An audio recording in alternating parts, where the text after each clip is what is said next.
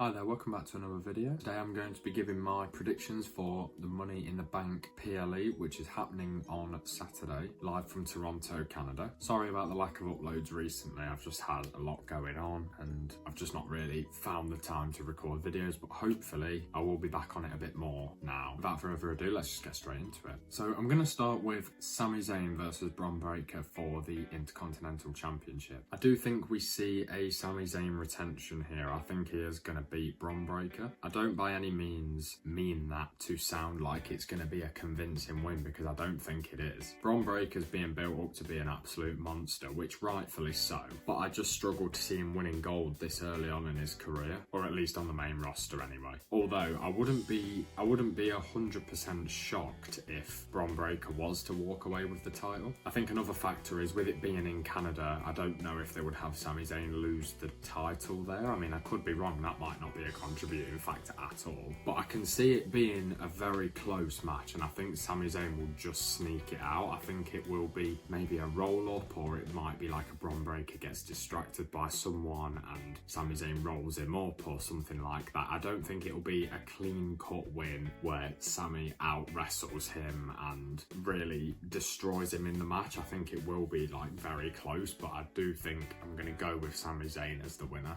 retaining his Intercontinental Championship.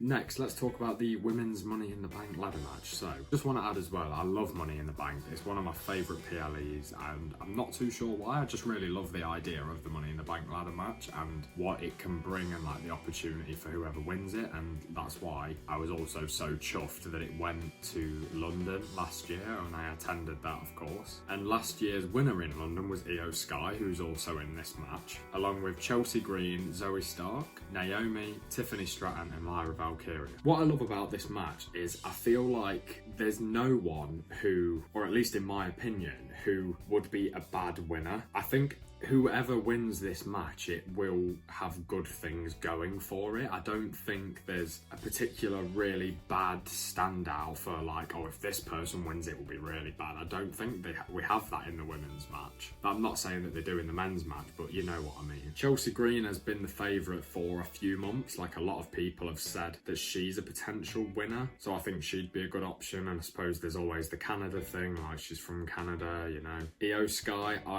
although there's like the storyline there with Damage Control trying to take over again, and then obviously Bayley's still champion. You'd never know, Io Sky could like go back and challenge Bayley for that title again, but I think that seems a little bit far-fetched, and I also don't think there's much chance of her winning it 2 years in a row. Lyra Valkyria, I think as much as it's cool to have her in the match, I think maybe another year. I don't think right now is the time to give Lyra the briefcase, but again, as I said before, I don't think it would be a terrible decision if she did win it, but I just can't see it being yet.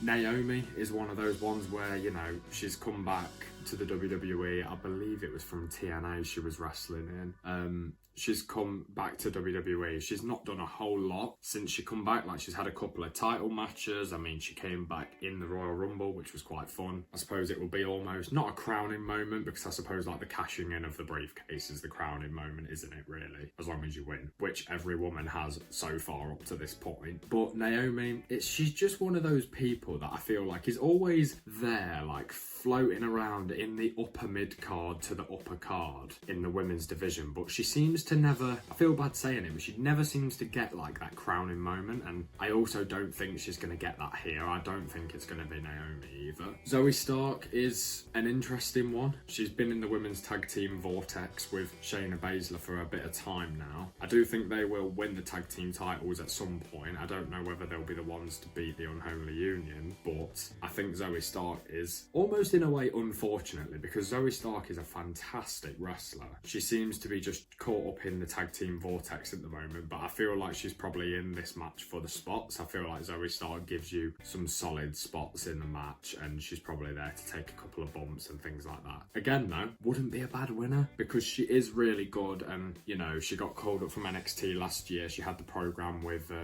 Becky Lynch and Trish Stratus, which was really fun, which sort of established her on the main roster, especially like after like turning on Trish Stratus at the end of all that. Or I suppose Trish turned on her, but even still it established her as like a household name on Monday Night Raw. Lastly, we've got Tiffany Stratton. So you could argue probably one of the best NXT call-ups over the last couple of years, or at least the last few years as far as I remember. Just an instant hit on the main roster. She got over almost instantly, especially in the international shows, weirdly. But even in like the normal American shows where they are all the time, like she seems to have got over really quickly, which I think half the time is a lot of people's issue. Like if you think of Karrion Kross when he got brought back, he had this aura about him for all of like 2 or 3 weeks, up to a month, when he attacked Drew McIntyre and Roman Reigns, and everyone thought, God, he's going to be a real contender. And then you fast forward to now and it's just like no reaction when he comes out at all. Tiffany Stratton, on the other hand, ever since she's come up, that hype has been there since she got drafted. Or did she even get drafted? Or did she just get like called up? I can't even remember now. But anyway, really strong contender, I think, because she's in that zone of like, you know she's going to be a champion one day. It's just, is it too early yet?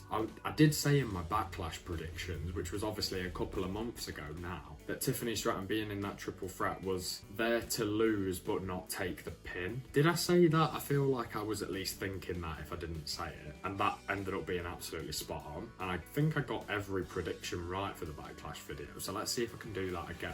But to close off this part of the prediction, for me it's out of 2 people here. It's got to be Tiffany Stratton or Chelsea Green. I do think Chelsea Green would be very good with the briefcase, like her character would really suit her running around with a Money in the Bank briefcase, never knowing when she's going to cash in. I also think it's more believable that, I know this is a little bit sidetracking, but I also think it's more believable that a woman from SmackDown will win the Money in the Bank, because, just my opinion, I think the Women's World Championship is tied down on Raw right now to Liv Morgan, Rhea Ripley and Becky Lynch if she comes back, but that's obviously still in the air. So I would be surprised if Zoe Stark, Io Sky or Lyra Valkyria won, purely just because of that fact. I feel like, I don't know if this is just the Bayley factor, but I do feel like the WWE Women's Championship feels a lot more likely that it can change hands, which is why I think Chelsea Green or Tiffany Stratton is a great shout for Money in the Bank winner, because I feel like either of those cashing in is a very believable thing. I'm gonna stick with my gut and go with Tiffany Stratton because she seems to be more prominent in storylines majority of the time, and with Chelsea Green, it's another one of those where she seems stuck in the tag team vortex with Piper Niven, where there was like the odd tease that they were going to break up, but it doesn't look like that's going to happen. Unfortunately, in a way, it feels like Chelsea Green is seen as a bit of like a comedy character, which she's actually such a good wrestler that it's like a bit of a shame, really. Like, she went to NXT for like a one-off match, I think it was like a month, 2 months ago, and it was for the NXT Women's Championship, I believe against Roxanne Perez. I think she was the champion at the time, and it was an absolute banger match. It was the best Chelsea Green match that I've seen like in WWE. I thought it was a great match, and my actual thought process was, why can she not have matches like this on the main roster? It feels like every match she has, it's like to just get beat quickly, or she's just there to like eat pins and lose. But then I suppose on the other hand, that could be a swerve because she might win the briefcase. I'm going to stick with Tiffany Stratton though, because I think the company are very high on her and the fans are on her side. So I think I could see Tiffany Stratton actually winning her first title by cashing in the Money in the Bank briefcase. So I'm going to go with her. Next, let's go with Seth Rollins versus Damian Priest for the World Heavyweight Championship. Bit of a strange one, this. I didn't think Seth Rollins would be back this quickly from his injury. There's a fair bit to mention here, but I'll go through it quickly. It's obvious Damian Priest is going to be out of the Judgment Day one way or another in the next 2 to 3 months. I think that is clear. Seth Rollins offered the stipulation that if Damian Priest loses to Seth Rollins, he has to leave the Judgment Day. And Seth also said if he somehow loses to Damian Priest and he retains his title, then Seth Rollins can't challenge for the title whilst Damian's champion. I'm in 2 minds about this. What we've got to remember about this match is the winner faces Gunther at SummerSlam, unless the men's Money in the Bank winner cashes in before SummerSlam. But if you think of the 2 matches, we're either going to have, hypothetically anyway, because again about the Money in the Bank thing, Seth Rollins and Gunther, which was teased ages ago. I think it was back in January or February. I think it was January because I remember Gunther saying he was going to win the Royal Rumble and challenge Seth. So it definitely would have been January. Gunther versus Seth Rollins would be an absolutely amazing match. I'd love to see that. Damian Priest and Gunther, on the other hand, doesn't seem likely, does it? I feel like you can make it work with Damian being a full-fledged babyface, but because he's not currently that, I feel like you can't really go with that. I think one way or another, Damian Priest is going to be out of the Judgment Day, maybe even as soon as this weekend. Whether that's through a Seth Rollins win or a Damian retention and the Judgment Day turning on him, or he turns on them, I think it's been brewing for a while, and I think we're getting close to that, like, crescendo now. I'm going to go with a Seth Rollins win, and that means Damian Priest is kicked out the Judgment Day, because I think the story of the summer and the way it's going at the moment is going to be Damian Priest and Finn Balor. I think that is an exciting prospect, and I think you could have them two face each other at SummerSlam. I think that is a match that we are going to get, which also leaves Seth Rollins and Gunther to fight for the World Heavyweight Championship at SummerSlam, which I do think Gunther should win, by the way, but that's another video. But yeah, I'm going to go with Seth Rollins win, actually. I'm not 100% certain on that, but I'm going to go with a Seth Rollins winning back his World Heavyweight Championship. Next, let's talk about Cody Rhodes, Kevin Owens and Randy Orton versus the New Bloodline. The strange one about this is we currently have a situation where it's 3v4.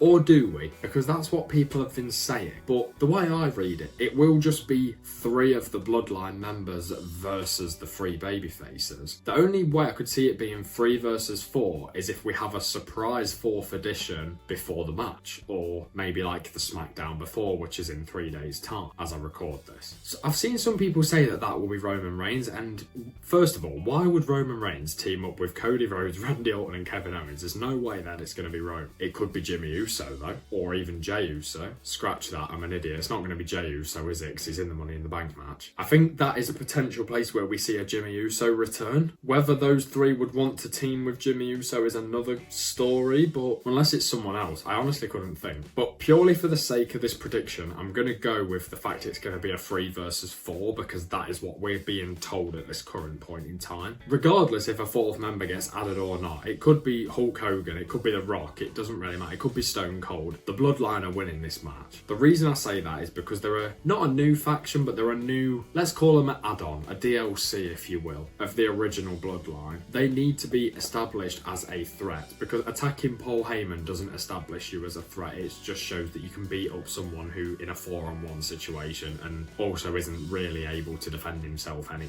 Jacob Fatu looks like an absolute monster, so I expect him to look amazing in this match, potentially even being the person to pin one of the 3. Should point out, I'd be very surprised if Cody or Randy takes the pin here. I think it will be Kevin Owens taking the pin, unfortunately. I think the Bloodline win this match, either really convincingly or they scrape through it, but either way, you've got to remember, they're probably beating the 3 top babyfaces on SmackDown, unless you count LA Knight in there. But yeah, probably the 3 top babyfaces on SmackDown. I think the Bloodline win this match. Finally, let's go with the men's Money in the Bank ladder match. Well, there's a lot to unpack here, isn't there? So let's go for it. Jey Uso, Carmelo Hayes, Andrade, Chad Gable, LA Knight and Drew McIntyre. Let's just go one by one. Carmelo Hayes. I think it might be too early. Although it would be a really good win because I love Carmelo Hayes, think he's great, but I think it might be a bit too soon, so not Carmelo Hayes for me. Andrade, no. LA Knight, I feel like the ship has sailed with LA Knight winning Money in the Bank. I feel like that was a last year thing, if that was going to happen. We're clearly building between the LA Knight and Logan Paul United States Championship match, and I believe that's going to be at SummerSlam. So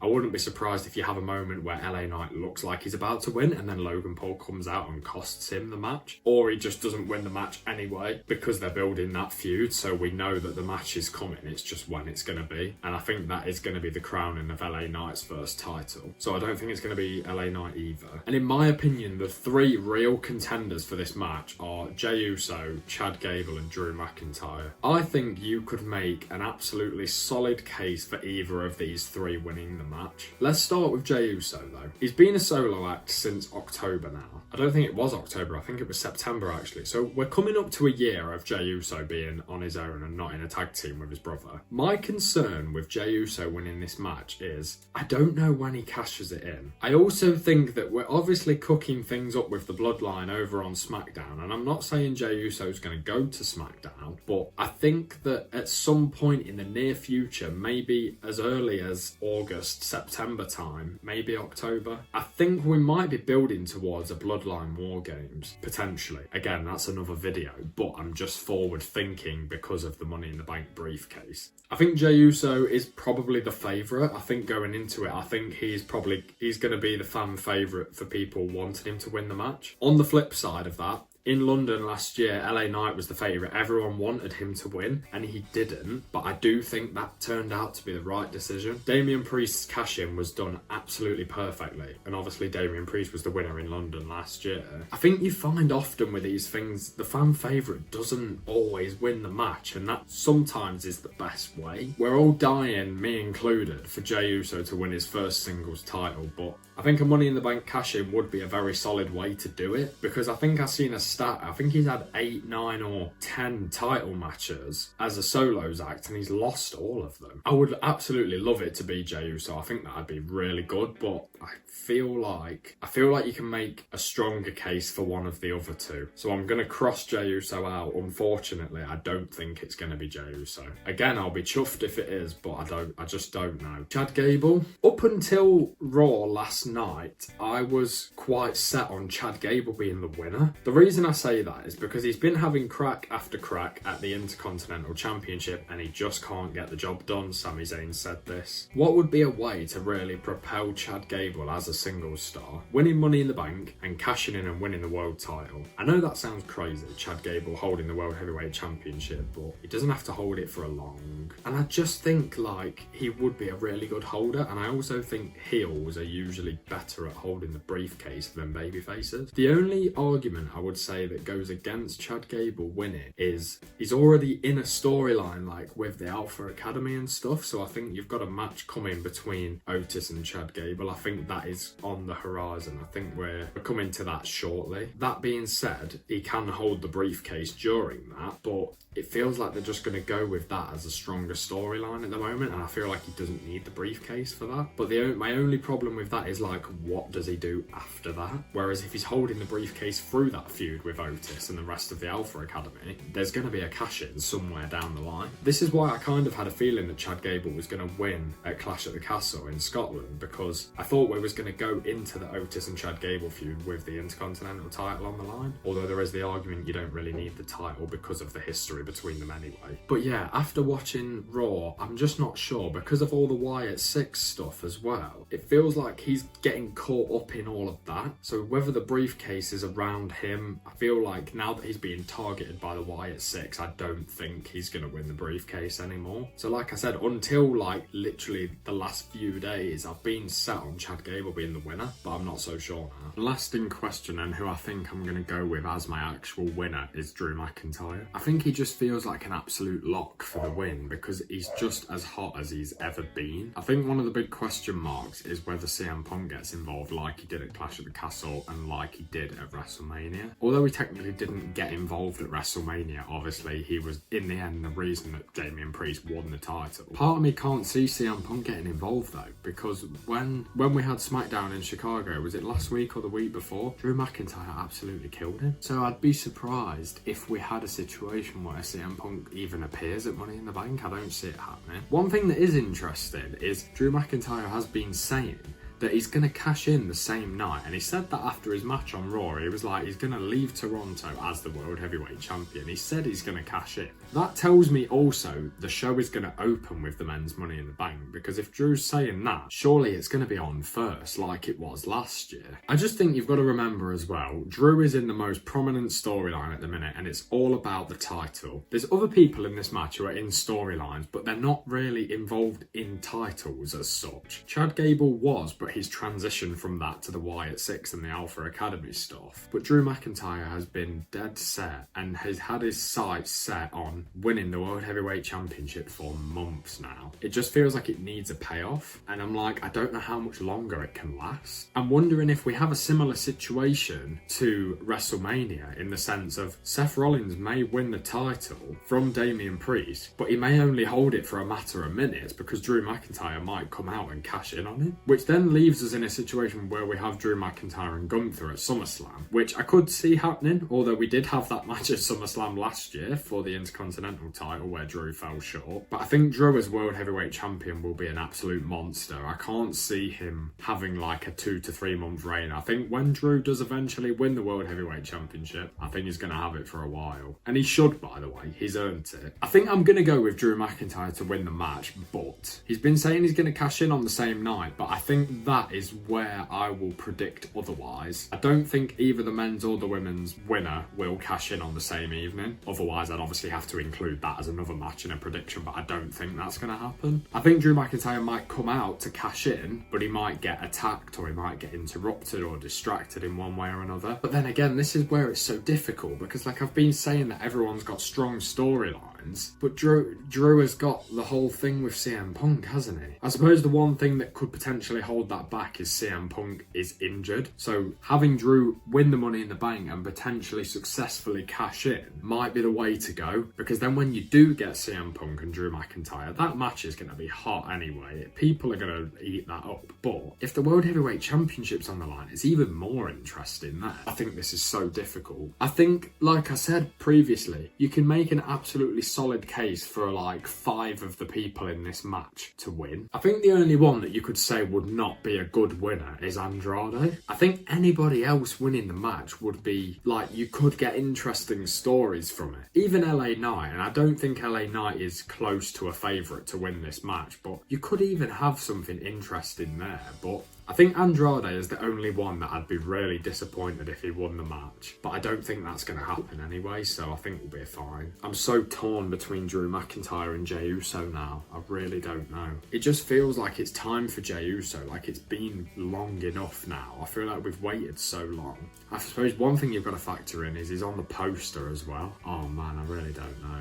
I'm just going to have to pick one because I'm not sure. I don't know if it's just the Jey Uso hype, but I'm going to go with Jey Uso. I believe in him. He's going to do it. Drew McIntyre's already won the Elimination Chamber this year. He doesn't need another big PLE win. He also won the World Championship at WrestleMania. Even though he didn't have it for long, he still won it. It's Jey Uso's time. It's his briefcase. And then you've got a heel winner on the women's Money in the Bank and a face winner on the men's. I don't know when or where Jey Uso cashes in, but I actually hope it's a successful cash-in as well, because failed cash-ins are just crap, aren't they? Anyway, yes, let's just have a quick recap then. Sami Zayn's going to retain against Bron Breakker. Seth Rollins is going to beat Damian Priest for the world title. Tiffany Stratton's going to win the women's Money in the Bank. Jey Uso's going to win the men's Money in the Bank. And the Bloodline are going to beat the SmackDown babyfaces. I thought it was a shame we didn't get another women's match on the card. We've only got the Money in the Bank one, which is obviously a fun match, but I thought they could have maybe added a tag title match, or, I mean, we've just had Liv Morgan versus Zelina Vega on Raw. You could have quite easily put that on the card, I think. Although, as we know, the PLE cards are shorter but sweeter now, which I think is a nice inclusion and a nice change. I mean, there still could be a match added to the pre-show, so there still could be like a Women's World Championship match added to that, or it could be on the SmackDown before, although it does seem unlikely because it's Tuesday and we've still not got it yet. But yeah, I'm going to wrap it up there. Thanks for watching this video. Leave a like, subscribe and comment. I've said those the wrong way around, but it doesn't matter, you get the idea.